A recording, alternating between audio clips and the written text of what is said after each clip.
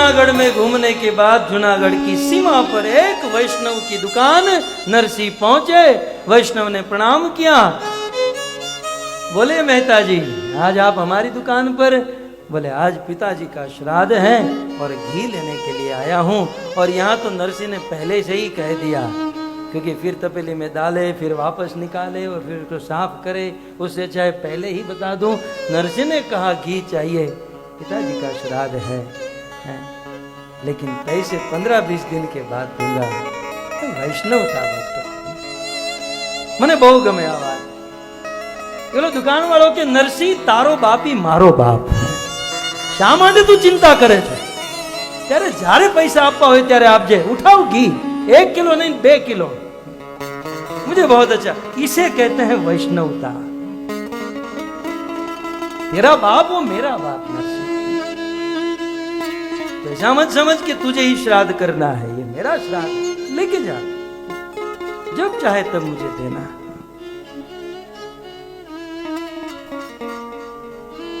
लेकिन नरसिंह एक भजन गाना होगा, घी चाहिए उतना उठा और जब चाहिए तब लौटाना।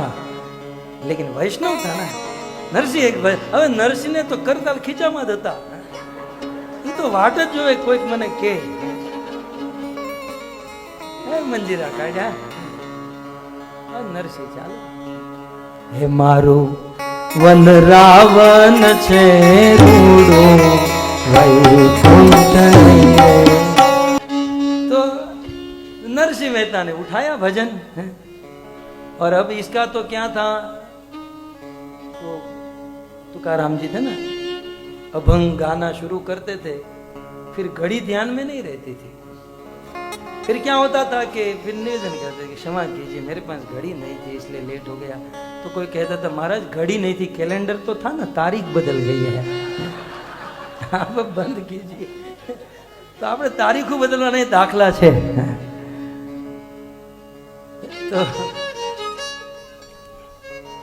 तो नरसिंह मेहता ने शुरू किया और वहां समय हो गया, मुहूर्त आ गया श्राद्ध करने का। और माणिक भगवान से प्रार्थना करेगा, हमारा घरवाળાનું કાઈ નક્કી નહીં, આ તમારા ભાઈ એક વખત ઘરેથી નીકળે પછી એનો કાઈ નક્કી ક્યારે પાછા આવે, ક્યાં અટવાઈ ગયા હશે, क्या करे। दोनों हाथ जोड़कर माणिक, घर पर राधा दामोदर जी की मूर्ति थी। नरसिंह मेहता दामोदर के उपासक थे। राधा दामोदर के चरणों में माणिक महती ने प्रणाम किया, निवेदन किया कि आपका भजन करता है मेरा पति, और प्रभु आज हमारी लाज आपके हाथ में है, आज हमारी लाज आपके हाथ में है। इतना सुनते ही वैकुंठ में भगवान का सिंहासन हिलने लगा और भगवान जोर से चिल्लाए, उठाओ लक्ष्मी। अपने सारे पार्षदों को बुलाए, बोले क्या? बोले जूनागढ़, सब लोग तैयार हो जाओ, हमको जूनागढ़ जाना है। भगवान कृष्ण, लक्ष्मी, उद्धव, समस्त देवी देवता, इन सब को भगवान अपना पूरा टीम वैकुंठ से नीचे उतारे। भगवान कृष्ण नरसिंह मेहता बने और सब पूरा टीम लेकर आए।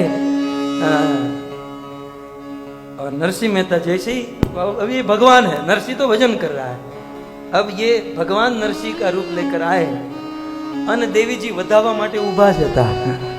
भगवान ने कहा कि कोई बात नहीं, अभी आ गए हैं ना सब लोग। भगवान ने लक्ष्मी जी को कहा, उद्धव को कहा, रुक्मणी को कहा, आप सब किचन में जाओ और भोजन शुरू करो। अब आप विचार करो, उद्धव ने सब्जी समारी, लक्ष्मी जी ने तड़का मारा, वो भोजन कितना अच्छा बना होगा। और वह भोजन की सुगंध जूनागढ़ के चौराहे पर पहुंची और सारे ब्राह्मण खड़े होने लगे। सारे ब्राह्मण आज नरसिंह के घर पर। नरसिंह की पत्नी बोले 5 को बोला था, 750 को क्यों? बोले तुम चिंता मत करो। 750 आकर बैठ गए। कहा कि माणिक एक काम करो, ये सबको सोने की चौकी दे दो। अब ये कहती है कि ये नथनी बेचकर तू आटा और चावल लेकर आया। बोले मंदिर के नीचे सारी चौकी सोने की पड़ी है, ये सारे ब्राह्मण को दे दो। जाओ तो सही। जाकर देखा तो 750 सोने की चौकी डाल दी, सोने के थाली, सोने की वाटी है। ब्राह्मणों ने अपने बच्चों को भेजा कि जाओ अपनी माँ को भी बुला कर लाओ, यहाँ तो आने जैसा है। बच्चे गए, माँ पिताजी बुला रहे हैं, और बोला कि जूनी साड़ी पहनकर बुलाना है। सब लोग जूनी साड़ी पहन कर आए।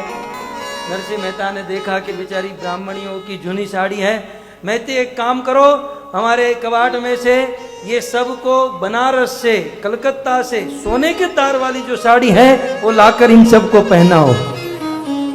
वो महती बोली ये राजकोट से बाहर नहीं गया, जामनगर तक नहीं लेकर गया, बनारस से सोने की तार की साड़ी। लेकिन कबाड़ खुला तो पूरा सोने की साड़ी निकाल के ब्राह्मणियों को दी, उन सबको बिठाया और सुंदर भोजन कराया है। और भोजन में क्या, लड्डू, पेड़ा, पूरी, ऊंधियू है, खीर, श्रीखंड है, वड़ा, पात्रा, खमण, लाल चटनी, लीली चटनी, आ બધું બનાવો જો।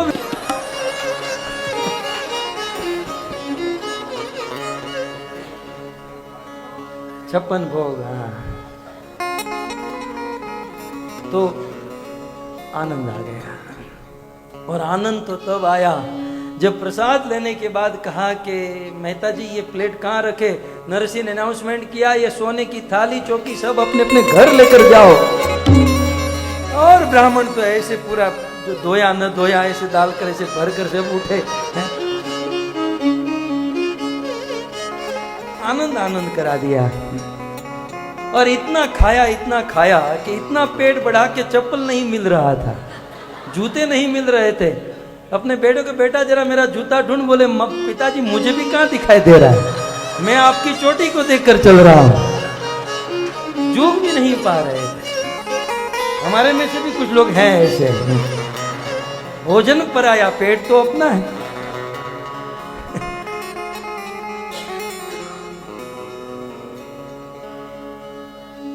तो बहुत सुंदर श्राद्ध हुआ, सबको भोजन कराया, सबको, जो संक्षिप्त में इतना ही समझिए।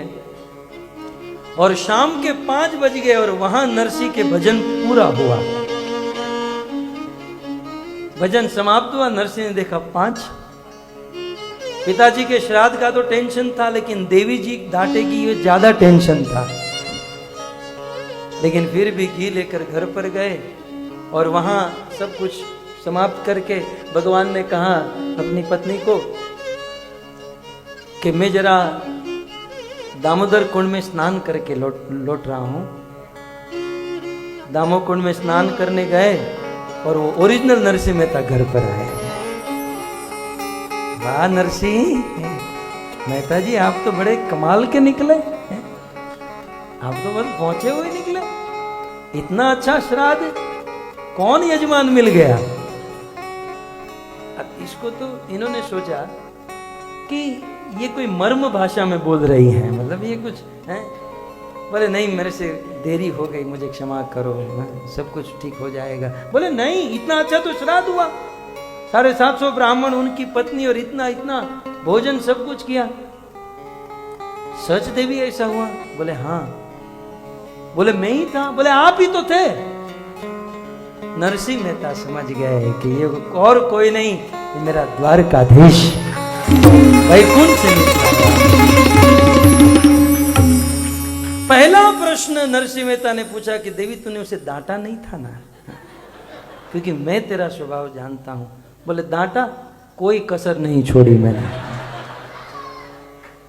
बोले तो वो कहां गए, कहां? बोले अभी अभी निकले हैं दामोदर कुंड में। नरसिंह मेहता की आंखों में आंसू, और दौड़ कर गए। मेरा ईश्वर मेरा काम करने के लिए अपना सब कुछ छोड़कर अपने सब को साथ लेकर मेरे घर पर आया।